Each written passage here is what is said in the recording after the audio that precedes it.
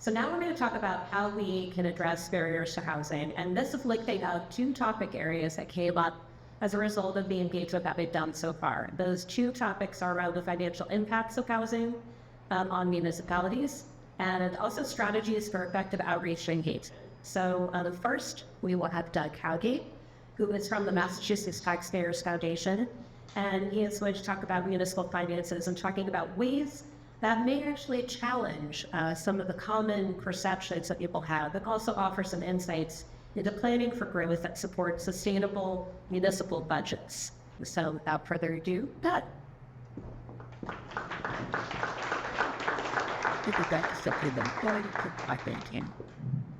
So maybe himself. Sure, find out. So first of all, thank you so much for having me here tonight. And always great to hear Secretary Augustus speak as well, and very much looking forward to hearing from the folks from Chapel. So my name is Doug Howgate, and I'm the president of the Mass Taxpayers Foundation.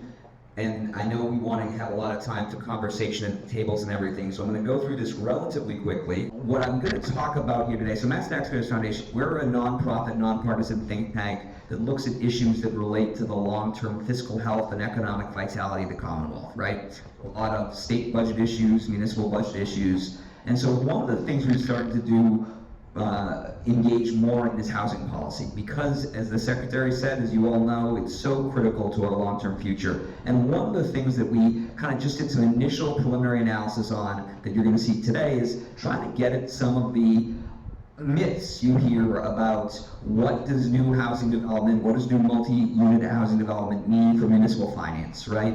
And so just to talk through kind of the theoretical reasons why you shouldn't want to build housing, right? That it's going to potentially depress property values depending on the type of housing that's built, that it's going to add a lot of municipal costs without bringing in revenue to offset that, so it's going to be a net loser from a kind of fiscal standpoint for the community, right? So let's look at this. And our initial analysis of this, really what we're just doing is looking at municipal finance data going back about 15 years, and then we'll look at some school data that goes back pre-pandemic, post-pandemic, to really just try to get to some of these ideas to see if it's borne out in the data. Now I want to be clear, we just started doing this work, and so we need to go deeper. This is just kind of the preliminary look at it, but I think it's kind of interesting. So first of all, let's look at this idea of, okay, if you build a lot more housing, you're going to see depressed property values, right? So as people have their house, their biggest asset typically, that if they're going to allow a lot of development in their community, they're going to see the value of that asset decline or not grow by as much as it otherwise would.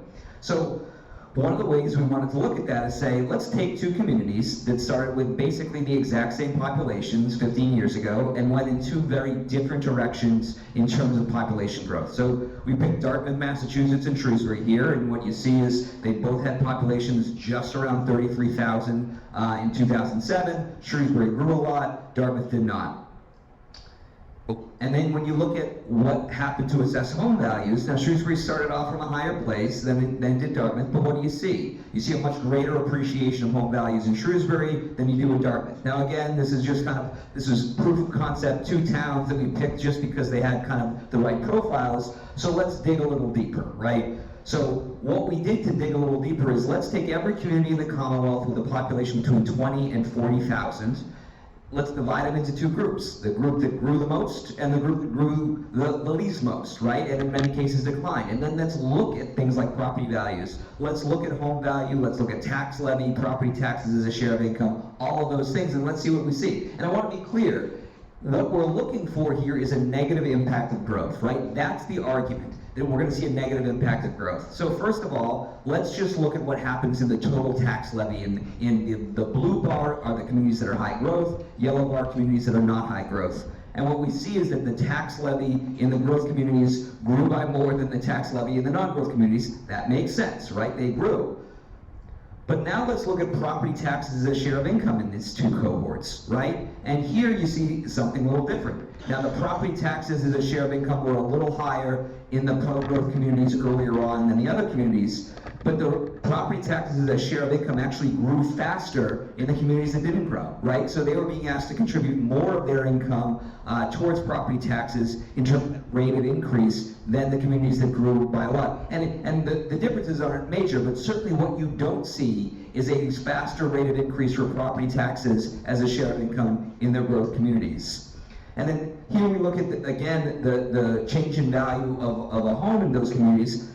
The home value was greater, the appreciation of home value was greater in the growth communities than the non-growth communities. But the two that I think are really interesting because they speak to municipal resources are these next two. So first, this is growth in local receipts. So forget property taxes for a second. Let's look at other ways that municipalities raise money. Excise taxes, meals taxes, things like that. You see a 20 percentage point difference between communities that grow's ability to generate revenue outside of the property tax compared to communities that don't, right? So it kind of has this amplifying impact on other ways to raise revenue depending on the community. And then look at state aid, right? And this is primarily education aid. And the reality is you see a huge increase, a huge difference, again, about 25 percentage points in the growth in state aid for higher growth communities than lower growth communities. And this leads me to kind of the last thing I'll talk about, which is the primary way that the state provides resources to communities is through the school aid formula. And for so long, the argument is you build new housing, you're going to get new students, and it's going to be a net loser for your school budget.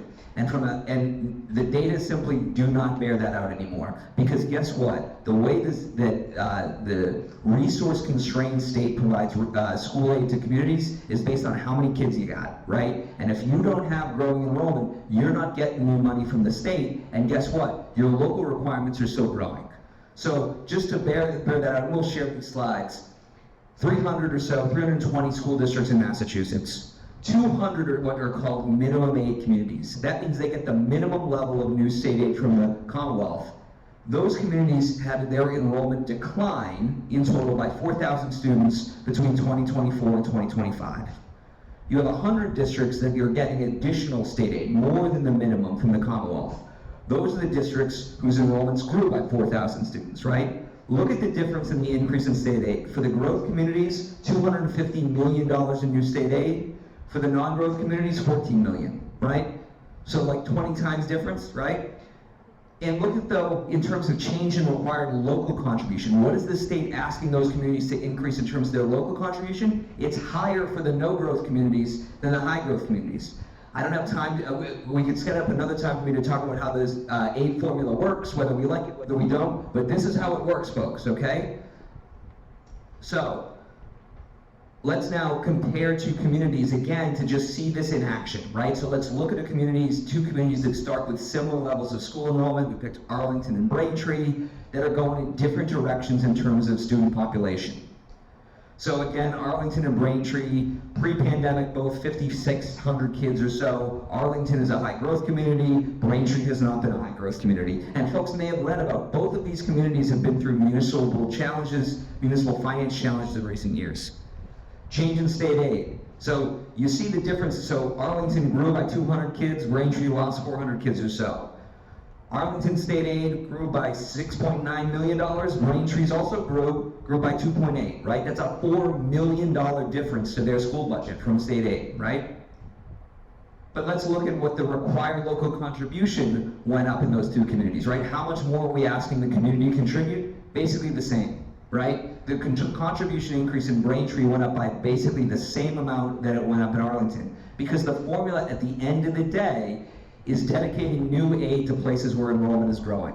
And the way the formula works is it also kind of rebalances how municipalities contribute depending on where new state aid is going. And so there's a ratcheting up of new required local contribution in communities, even though in many cases their enrollment is remaining flat or even declining.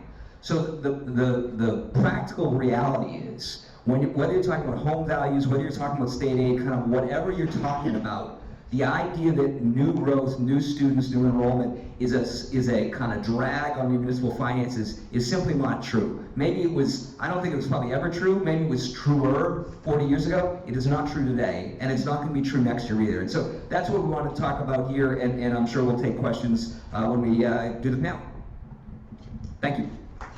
Thank you so much. Now I'd like to welcome